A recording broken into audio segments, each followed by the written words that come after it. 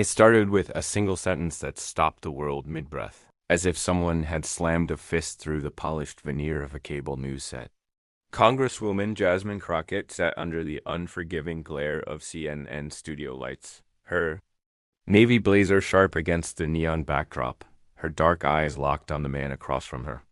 At 8:19 p.m. on a muggy Tuesday in Washington, D.C., she'd had enough of the conservative strategist's mug accusations, his voice dripping with rehearsed outrage as he hammered her on immigration.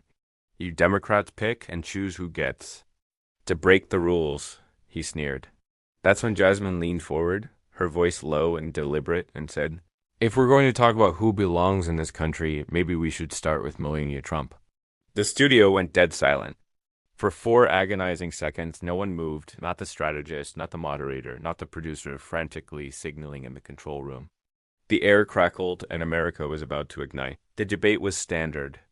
CABLE news fodder, glossy graphics, 2-minute sound bites, 4 panelists shouting over each other. The topic was border security, a well-trodden battleground of walls, visas, and illegals. Tom Hargrove, the strategist, had been relentless, accusing Jasmine of open border chaos and coddling criminals. Jasmine, a 44-year-old first-term congresswoman from Texas with a public defender's grit and a lawyer's precision, had countered with data and composure, citing processing delays at the border and the economic contributions of undocumented workers. But when the moderator, Rachel Lynn, a veteran journalist with a knack for neutral phrasing, asked how political families shape immigration narratives, Jasmine felt a shift inside her, not anger, but clarity. She was tired of the game, the way privilege slipped through the cracks while others were crushed by them. Hargrove's eyes gleamed when she mentioned Melanian, sensing a misstep he could exploit. "Are you seriously suggesting we deport the former First Lady?" He shot back, his tone a mix of mockery and glee, his hands gesturing wildly for the cameras. Jasmine didn't blink. "I'm saying if we're throwing around illegal like a club, let's look at everyone's path. Her modeling visa, her green card, the fast-tracked process, it's all fair game now, isn't it?" Her voice was calm but razor-sharp, each word landing like a dart. Rachel Lynn fumbled her pen, her usual poise cracking. "Let's move to the next point," she stammered. But the cameras didn't cut away. The producer's voice buzzed in her earpiece, urging her to pivot, but the moment was too raw, too electric. The control room was chaos, phones buzzing, monitors flashing with social media alerts. The segment was supposed to wrap at 8:25 p.m., but no one dared go to commercial. Jasmine's words had already escaped the studio, and the internet was waiting. By 8:45 p.m., Twitter was ablaze. A user with 17 followers posted a shaky screen recording of the moment, captioned, "Jasmine Crockett just called for Melania Trump's deportation." It racked up 5,000 retweets in 10 minutes, 15,000 in 20. Hashtags erupted. Hashtag deport Melania. Hashtag Jasmine Crockett. Hashtag Melania hypocrisy. The internet fractured into 2 camps. One side cheered, "She's calling out the elite's double standards."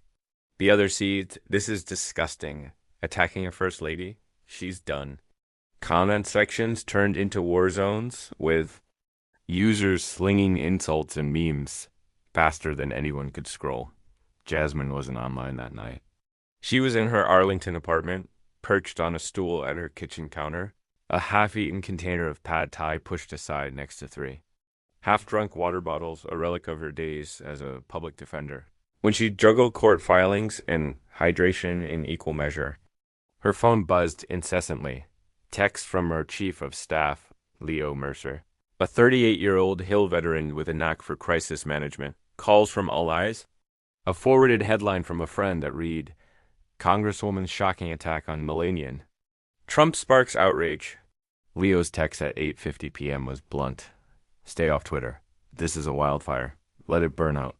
But Jasmine didn't hide from fires. She stared at her phone, her thumb hovering over the screen. The comment had slipped out sharper than she intended, but she didn't regret it, not yet. Melania Trump, in her mind, was a living paradox. an immigrant who'd navigated the system with ease. Married to a man who'd built his career demonizing others like her. Jasmine had seen the immigration system's cruelty up close clients. Detained over expired visas, mothers separated from children over missed court dates, fathers deported after decades of paying taxes. But Melania? She'd walked a gilded path from a Slovenian modeling gig to the White House, her story untouched by the scrutiny that crushed everyday immigrants. Jasmine wasn't naive. She'd been in politics for 3 years, a public defender. For 10 before that, and she knew how truth could be twisted into a weapon against the person who spoke it. Her comment wasn't about deporting Melania. It was about exposing the hypocrisy of a system that bent for some and broke others. But she knew the backlash would be brutal, a storm of outrage fueled by distortion. She was tired of the double standards, tired of the careful phrasing that let privilege skate free, tired of watching power protect its own while the vulnerable paid the price. She wasn't apologizing tonight. Maybe not ever. By 11:15 p.m., the storm had grown claws. A screenshot of Jasmine mid-sentence, her face fierce and unyielding. Hit Truth Social with a caption from Donald J. Trump himself. Disgusting.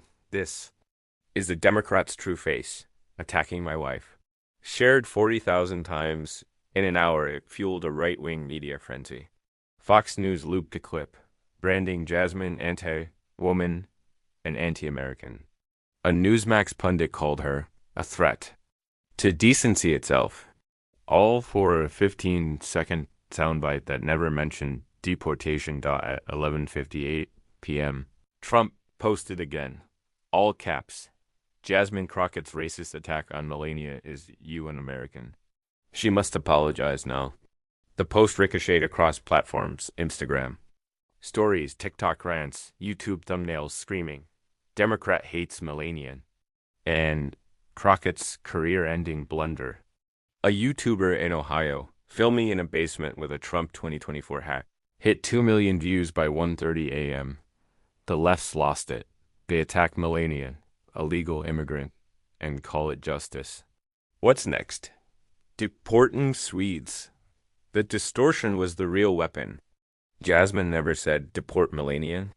Her actual words, maybe we should start with Melania, were a pointed jab at selective outrage, not a policy proposal. But the internet had its own script, clipping her words, paraphrasing them, repackaging them into a narrative that fit. The culture war. By 6:50 a.m. Wednesday, a conservative morning show ran a chyron. Democrat demands former First Lady's deportation. No quotes, no context, just a lie that stuck like tar dot in Jasmine's D.C. office. Her team was drowning.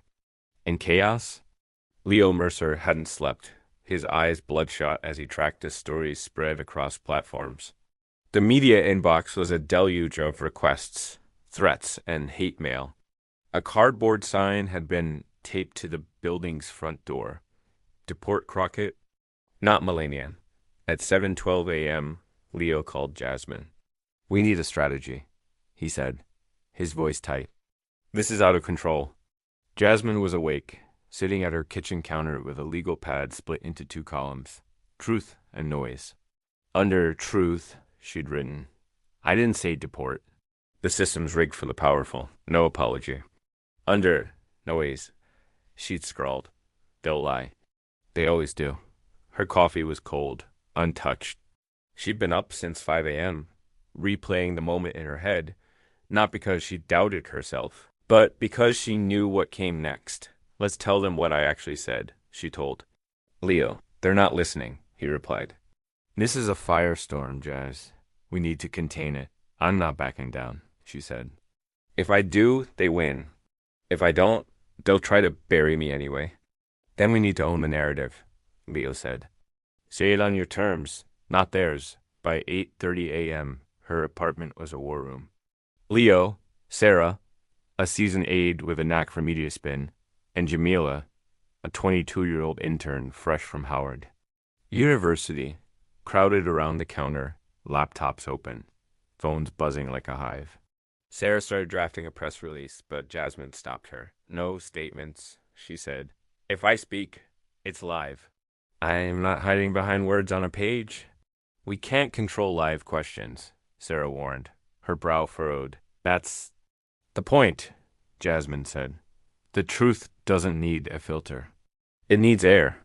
They'd booked her on America Morning Focus, a national show with 4.5 million viewers, airing at 8 a.m. Thursday. It was hostile territory. Its host, Elise Doran, was known for slicing through guests with surgical precision.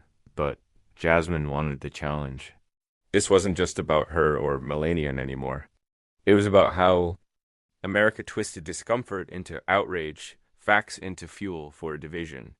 She was ready to walk into the blaze, but she knew the cost would be high. Melania Trump hadn't spoken a word. At Mar-a-Lago, sources close to her said she was aware of the controversy but had no plans to respond. Her silence was her armor, a hallmark of her public life poised, distant, untouchable. To her supporters, it was dignity under attack. To her critics, it was privilege in action, the ability to float above the fray while others drowned. Her immigration story was a paradox, public yet shrouded.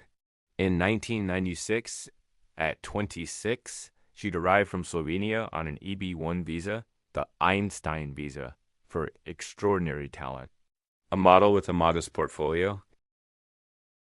She'd secured it through industry connections in a system that often bent for the well-connected. By 2001, she had a green card. By 2006, she was a citizen. The path was legal, but unusually swift. EB-1 visas were rare for models without global fame, and her green card process outpaced the decade-long waits others endured. In a 2016 CNN interview, she'd insisted, "I followed the rules, always." But her visa records and application timelines remained private, fueling speculation and resentment. Jasmine knew this history inside out. As a public defender in Dallas, she'd spent years fighting for clients trapped in the immigration systems. Years families split over clerical errors, workers deported after decades of contributions. Melania's story wasn't illegal, but it was a glaring exception, a symbol of how power and proximity could bend rules that crushed everyone else. Jasmine's comment wasn't about deportation, it was about exposing that double standard. But she knew the moment she spoke, the truth would be buried under a landslide of perception. The America Morning Focus studio was a crucible. The lights burned hotter than the sun, exposing every twitch, every bead of sweat. Jasmine sat across from Elise Doran, whose sharp eyes and sharper questions had dismantled countless politicians. The show was live no edits, no safety net. Elise started with a nod. "Congresswoman Crockett, thanks for joining us." "Thanks for having me," Jasmine said, her voice steady. Her hands folded in her lap. Elise didn't ease in. "We've all seen the clip. Did you call for Melania Trump's deportation?" "No," Jasmine said firmly.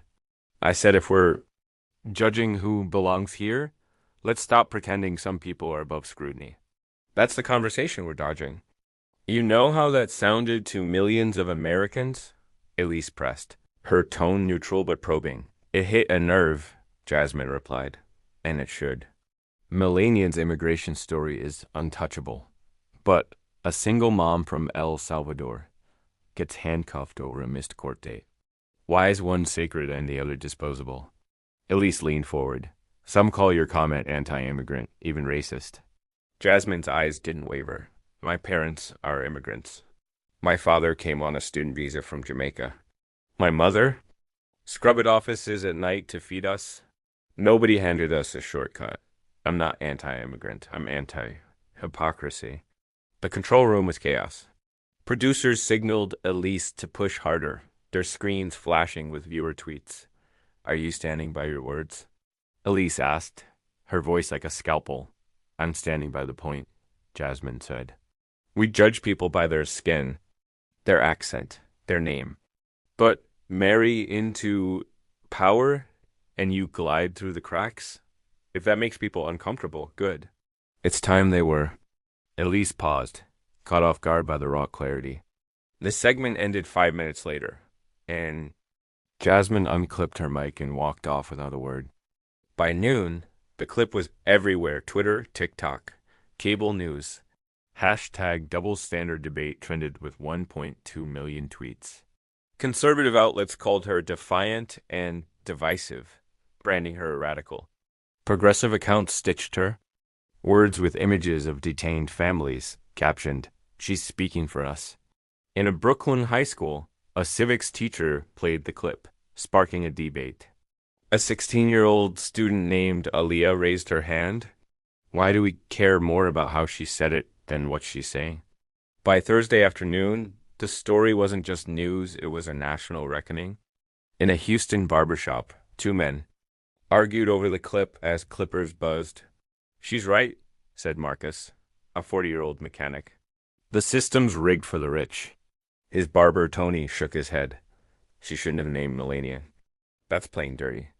In a Seattle coffee shop, three friends clashed over lattes. "Her point's valid," said Priya, a grad student. "But she could have said it without dragging Melania," countered Jake, a tech worker. "Why do black women always have to soften their truth?" snapped Aisha, the third friend, her voice loud enough to turn heads. In a detention center in Arizona, a woman named Carla watched the clip on a smuggled phone. She'd been detained for 10 months, her daughter in foster care. "She's saying what we live," she whispered to her bunkmate, tears in her eyes. Across the country, the divide wasn't just political, it was about tone. Jasmine's words weren't polite, and that made them dangerous. But it also made them resonate, cutting through years of sanitized debate to expose a raw truth. The immigration system wasn't equal, and neither was the outrage it sparked. Trump didn't let the conversation breathe. At 6:45 p.m. on Sunday, he posted on Truth Social, "Let's talk about Jasmine Crockett's bar record, shall we?" The vague jab was a match to dry grass. Within hours, conservative blogs dug up old bar association filings, a miscontinuing. Legal education deadline from 2017, a $200 fine paid years ago, all minor and resolved. Headlines screamed, "Crockett's shady past raises questions," and "Hypocrite Congresswoman's legal troubles." A doctored photo surfaced on fringe sites showing Jasmine at a college party, implying drug use with no proof. It was grainy. Old, clearly staged, but two outlets ran it anyway. Jasmine's team saw it coming. Leo paced their D.C. office, now a war room of laptops, coffee cups, and tension. "This is his playbook," he said, rubbing his temples. "He can't win the argument, so he smears." Jamila slammed her fist on the table. "They're acting like a late fee is a crime spree. This is nonsense." Jasmine stood by the window, the Capitol dome glowing in the distance. "They're trying to drown the truth. Then we don't give them more to twist," Leo said. "We show who you are, Jazz." "Book a town hall," she said. "Real people, not pundits. Let them hear me unfiltered." The narrative shifted again on Monday when Zoe Ramirez, a Puerto Rican-American fashion stylist who'd worked with Melania in the 90s, tweeted, "I worked with Melania in New York. Y'all might want to hear this. It's not what you think." That evening, Zoe went live on Instagram from her Queens apartment. No makeup, no ring light, just a woman in her mid-50s on a worn couch, speaking with a tired kind of truth. "Melania wasn't a villain," she said. "But let's be real, she got special treatment. Agencies fast-tracked her paperwork because she was tall, European, and connected. They had a guy at immigration who made things happen. That's how it worked for the right people." The video hit 80 million views by Tuesday. It wasn't an attack, it was a confirmation, calm and unembellished. Zoe declined TV interviews, telling a New Yorker reporter, "I'm not here for clout. I'm tired of people pretending the system's fair." Jasmine watched the clip in her office, earbuds in, her face unreadable. For the first time in days, someone else had cut through the noise. She posted an Instagram story that night. White text on black, no frills. Truth doesn't need a spotlight. It needs a witness. The American Value Summit in Dallas was a tinderbox. Jasmine had just finished a keynote on economic justice, her voice still echoing in the ballroom. When word spread, Trump was there, closing the night in the same space. Their teams hadn't planned its scheduling conflicts. They claimed, but the hallway outside the green room became a collision course. Jasmine was heading for the exit, her purse slung over her shoulder, when Trump appeared, flanked by security and staffers. They stopped, 10 feet apart, the air thick with tension. But Staffer's phone was already recording. The live stream shaky but live. Oh, if it isn't the congresswoman who wants to deport my wife, Trump said, his voice loud. Enough to carry? His smirk practiced. You still lying about what I said to stay relevant? Jasmine replied, her tone ice cold. You people love the spotlight, he sneered, waving a hand. You people? She shot back, stepping closer. You can smear me all you want. The truth's out, and you heard it. He chuckled, but his eyes narrowed. I heard hate.